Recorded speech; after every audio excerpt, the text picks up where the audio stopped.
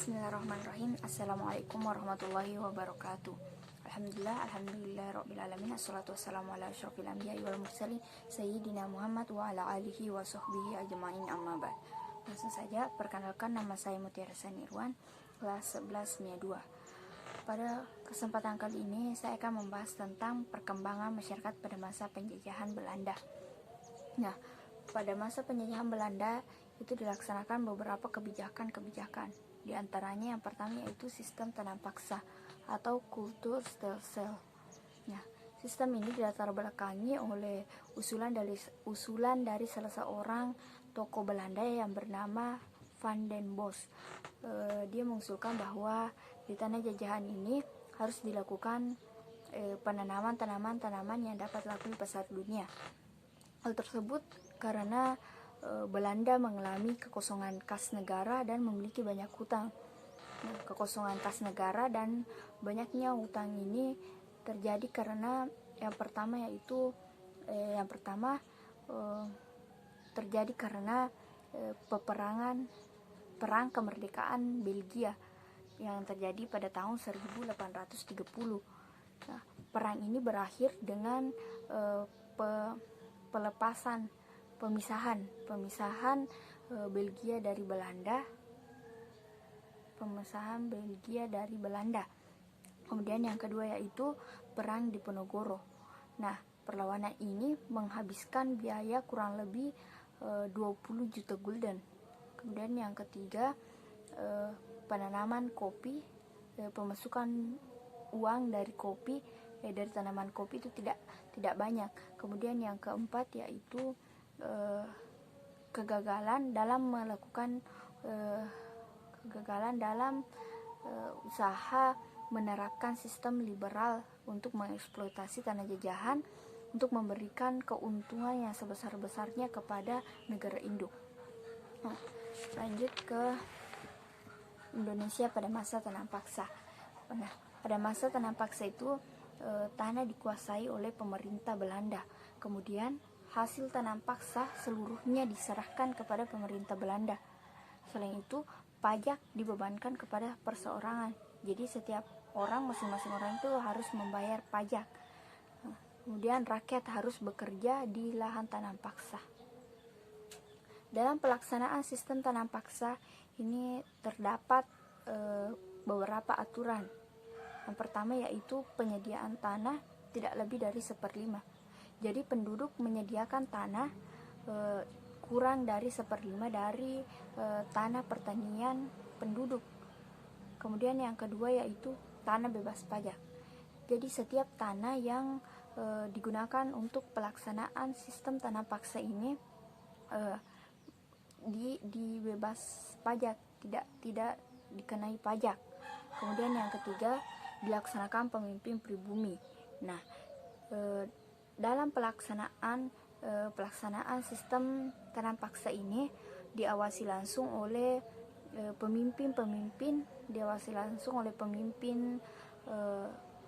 penguasa pribumi seperti kepala desa dan sebagainya. Kemudian yang keempat, gagal panen bukan salah petani. Nah, ketika terjadi kegagalan dalam panen dan itu bukan disebabkan oleh petani, maka kegagalan tersebut ditanggung oleh pemerintah. Lanjut yang kelima yaitu kelebihan hasil diberikan kepada petani. Nah, jika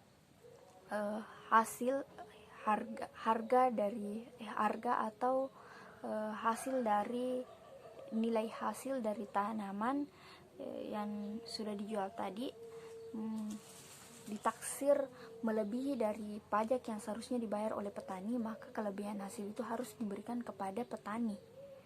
Lanjut yang keenam yaitu tidak punya tanah dipekerjakan di pabrik. Yang ketujuh, tanam paksa tidak melebihi waktu penanaman padi. Tetapi dalam pelaksanaannya aturan-aturan tersebut tidak dilaksanakan. Terjadi penyimpangan dalam aturan-aturan tersebut atau penyelewengan. Di antaranya Yang pertama yaitu paksaan perjanjian penyediaan tanah. Yang semulanya tanah paksaan perjanjian. Yang pertama yaitu paksaan penyediaan paksaan perjanjian penyediaan tanah. Jadi penduduk itu dipaksa untuk menyediakan tanah. Kemudian yang kedua yaitu tanah digunakan lebih dari 1/5. Yang semulanya tanah itu digunakan kurang dari 1/5, ini dalam pelaksanaannya itu digunakan lebih dari 1/5. Kemudian yang ketiga itu tanam paksa melebihi waktu penanaman padi. Yang keempat, buruh sebagai tenaga paksa. Yang kelima, gagal panen adalah tanggung jawab petani. Nah, sebelumnya dalam aturan itu petani kegagalan panen itu ditanggung oleh pemerintah, ini ditanggung oleh petani. Kemudian tanah terkena pajak. Jadi tanah itu dikenai pajak. Sangat menyimpang dari aturan. Kemudian yang ketujuh, kelebihan hasil tidak diberikan kepada petani. Dari tanam paksa ini menimbulkan akibat bagi rakyat Indonesia, diantaranya yaitu kemiskinan bertambah, kemudian saldo turun, rakyat masih dibebankan kerja rodi, kemudian tanah rakyat dieksploitasi. Hal ini membuat rakyat menanggung beban yang sangat berat. Lanjut ke akibat dan reaksi dari tanam paksa. Yang pertama yaitu akibat. Nah, tanam paksa ini berakibat tanam paksa ini bagi Belanda itu sangat menguntungkan karena tanaman ekspor meningkat, sehingga dia sehingga membawa keuntungan yang besar terhadap Belanda. Sedangkan bagi Indonesia itu masyarakat mengalami kemiskinan dan penderitaan, pajak besar, gagal panen, jumlah penduduk menurun, jumlah penduduk menurun.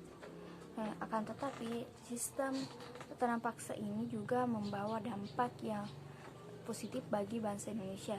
Salah satunya yaitu rakyat mulai mengenal yang namanya ekspor. Nah,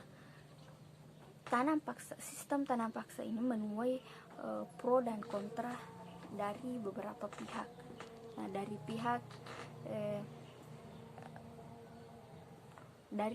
pihak yang pro, pihak yang menyetujui pelaksanaan sistem ini yaitu dari kalangan pengusaha dan pemerintah. Mereka setuju karena sistem ini membawa keuntungan yang besar kepada mereka.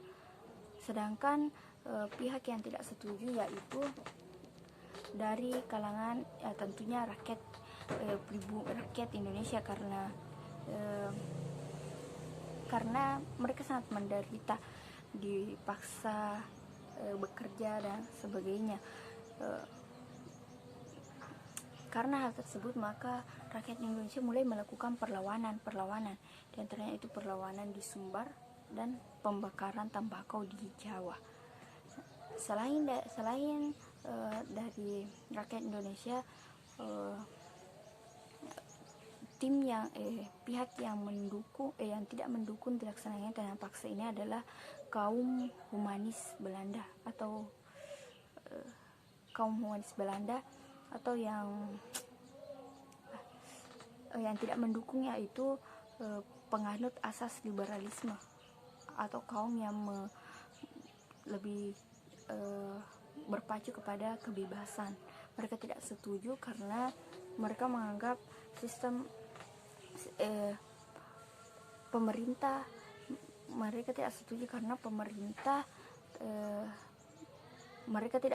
jika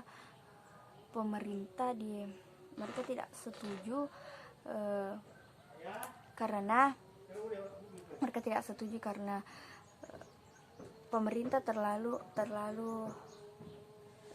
campur tangan dalam pelaksanaan kegiatan ekonomi.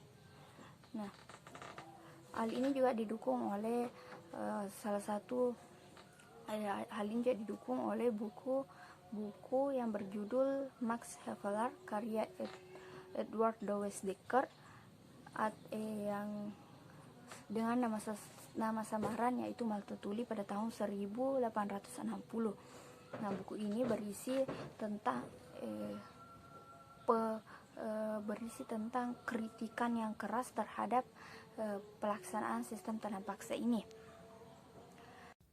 Lanjut, sistem politik ekonomi liberal. Sebelum itu kita perlu mengetahui yang dimaksud dengan sistem politik ekonomi liberal.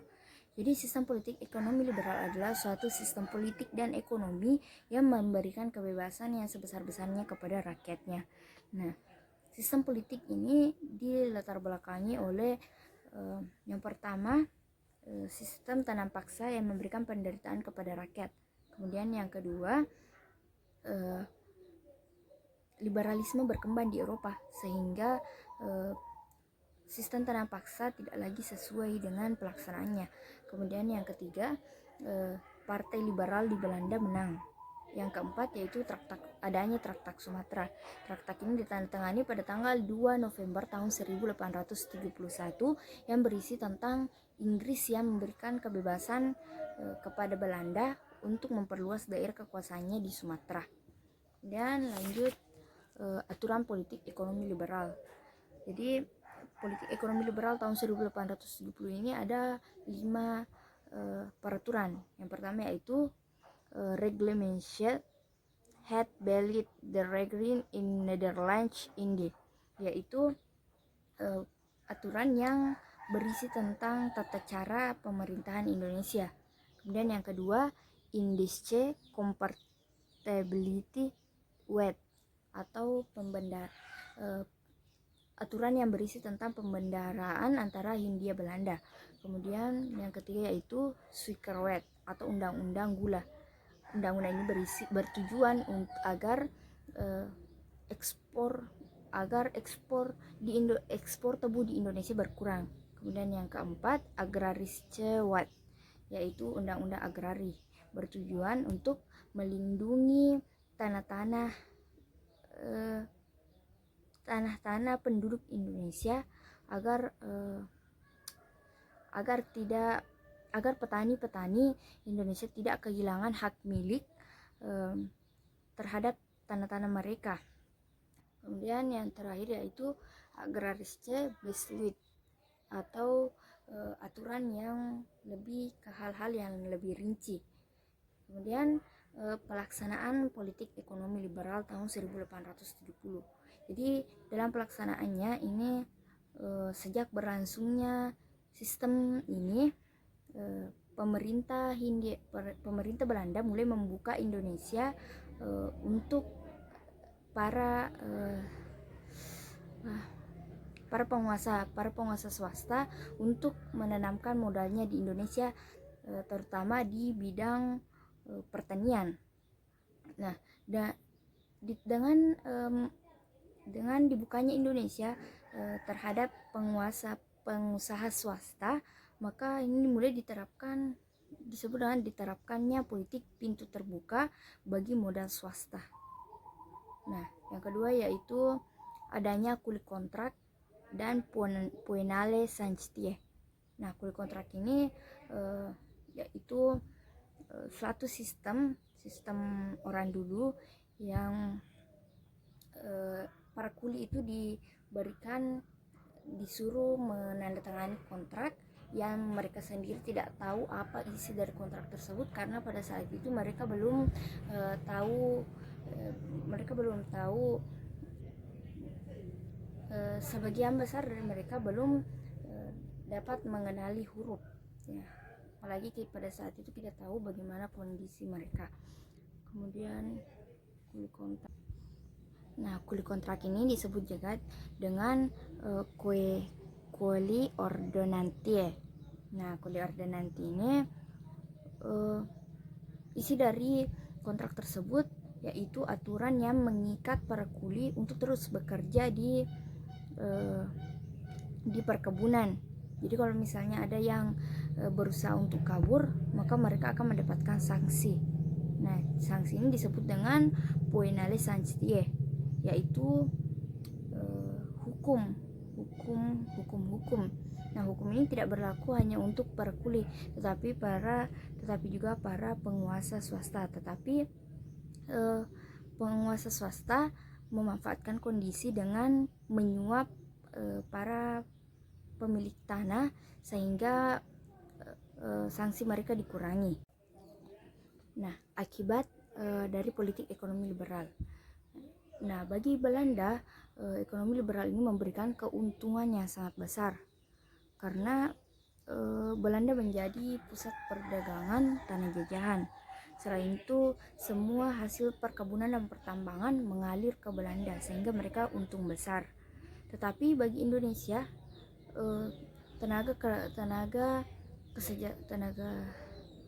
tingkat kesejahteraan penduduk merosot, kemudian adanya krisis perkebunan karena hasil perkebunan ini semuanya mengalir ke Belanda. Nah, yang ketiga yaitu konsumsi bahan makanan menurun karena hasil dari bahan-bahan makanan, semua bahan makanan ini dibawa ke Belanda sehingga mereka kekurangan bahan makanan. Yang keempat yaitu pengangkutan gerobak menurun penghasilannya karena pada saat itu sudah digunakan kereta untuk mengangkut barang. Nah, selanjutnya yaitu politik etis atau politik balas budi. Nah, adanya sistem politik ekonomi liberal ini ditentang oleh para humanis. Mereka mendorong pemerintah Belanda untuk melakukan balas budi terhadap Indonesia karena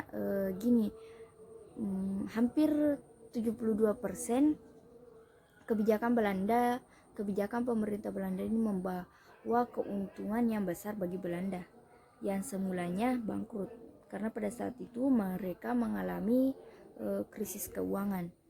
Para humanis Belanda berkata bahwa sudah seharusnya Belanda membalas budi kepada Indonesia.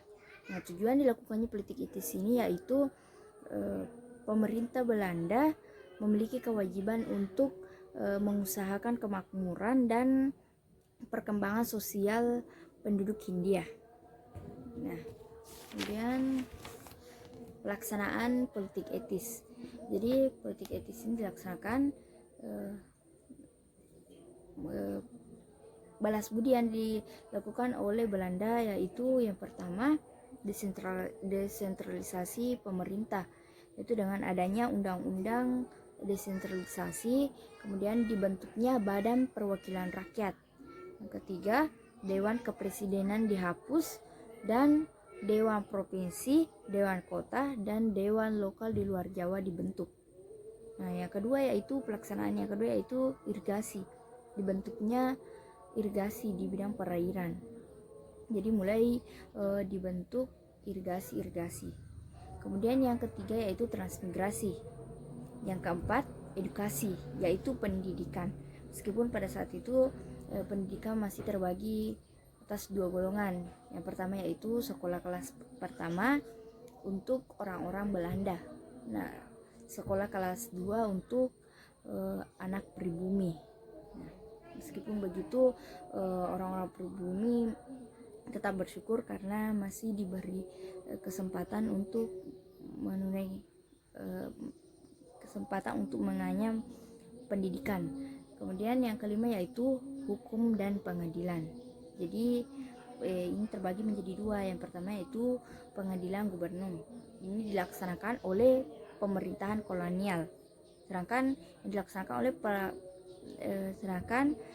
pengadilan pribumi ini dilaksanakan menurut hukum adat. Nah, tetapi politik etis ini tidak berjalan lancar. Kegagalan dalam politik etis disebabkan oleh yang pertama, sedikit penduduk pribumi yang untung dan mendapat dan punya kedudukan yang baik. Jadi mereka itu dibeda-bedakan. Tidak semua penduduk pribumi mendapat kedudukan yang baik di mata Belanda. Ini Inilah yang disebut dengan kasta. Kemudian yang kedua yaitu pegawai negeri pribumi hanya sebagai alat. Jadi mereka jadi pemerintah pribumi itu digunakan oleh Belanda sebagai alat untuk melancarkan aksi mereka. Sekian dari saya. Assalamualaikum warahmatullahi wabarakatuh.